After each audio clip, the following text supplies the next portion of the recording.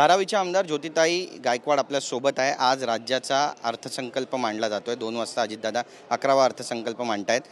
एक महिला आमदार म्हणून काय काय अपेक्षा आहेत आणि योग्य तो सन्मान महाराष्ट्राच्या गोरगरीब जनतेचा, कष्टकरी जनतेचा होईल असं वाटतं तुम्हाला? आम्हाला अपेक्षा आहे की व्हावी, कारण जी आपण सांगितलेली आहे लाडकी बहीण योजना, त्याचे जे 1500चे 2100 आहे ते झालेले नाही आहेत।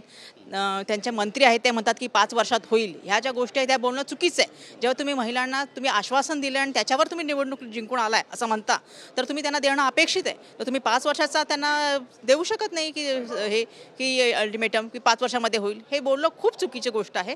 तसंच जर तुम्ही महिलांना म्हटलं होतं की तुम्ही ज्या महिला उद्योजक आहेत त्यांना व्याज रहित कर्ज द्याल, त्यांना कायमची बाजारपेठ द्याल, पिंक ई रिक्षावर तुम्ही अनुदान द्याल, ह्या सगळ्या गोष्टी फक्त बोलण्याच्या झालेल्या आहेत। बोलाची कडी बोलाचा भात झालेला आहे। बाकी आपल्याला इथे काही दिसत नाही। त्यांचे स्वतः मंत्री म्हणतात की आमच्याकडे पैसा नाही, तर मग आता काय मागणार आहे आपण ह्याच्याकडे सरकारकडून?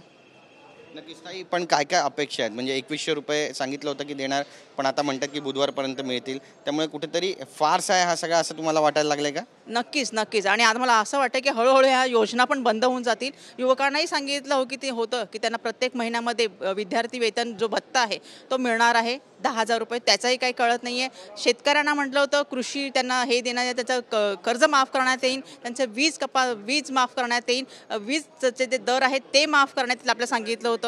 बाकी सगळ्यांना पण असे ज्येष्ठ नागरिकांना सांगितलं होतं 1500चे 2100 करणार त्यांची वृद्ध पेन्शन योजनेमध्ये। या सगळ्या गोष्टी आपल्याला फारसच दिसतोय, कारण ह्या गोष्टी काहीही त्याचा उल्लेख झालेला नाही आहे। विरोधी पक्षातले जे आमदार आहेत त्यांना निधी मिळतोय का?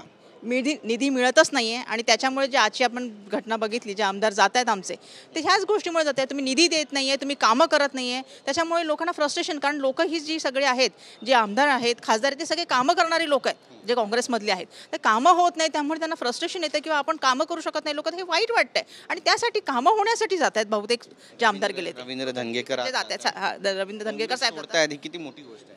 त्यांना सुद्धा वाईट वाटतं ह्या गोष्टीचं। त्यांनी त्यांच्या ह्याच्यामध्ये लिहिलेलं आहे की मला वाईट वाटतंय, काँग्रेसने मला काही वागणूक चांगली दिलेली आहे, मला नेहमी तिकीट दिलेलं आहे, पण मला इथून जाताना वाईट वाटतंय, पण माझ्या लोकांची कामं होत नाही आणि त्यासाठी मी चाललो असं त्यांनी सांगितलेलं। एक शेवटचा प्रश्न आहे, राज ठाकरे यांनी कुंभमेळ्याबद्दल जे विधान केलंय त्याबद्दल नेमकं काय म्हणणं? कारण ते म्हणतात की ही असली कसली श्रद्धा, ज्या पद्धतीनं पाणी त्या ठिकाणी दूषित झालेलं आहे।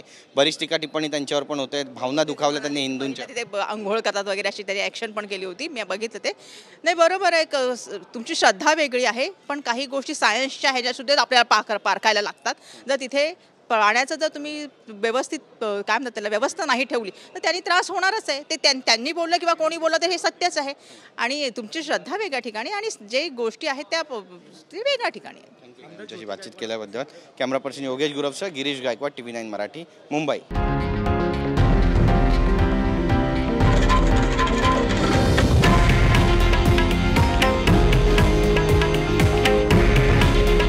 हे आहे देशातील नंबर 1 न्यूज नेटवर्क आणि आपण पाहत आहात TV9 मराठी। काळजी तुमची, हित महाराष्ट्राचं।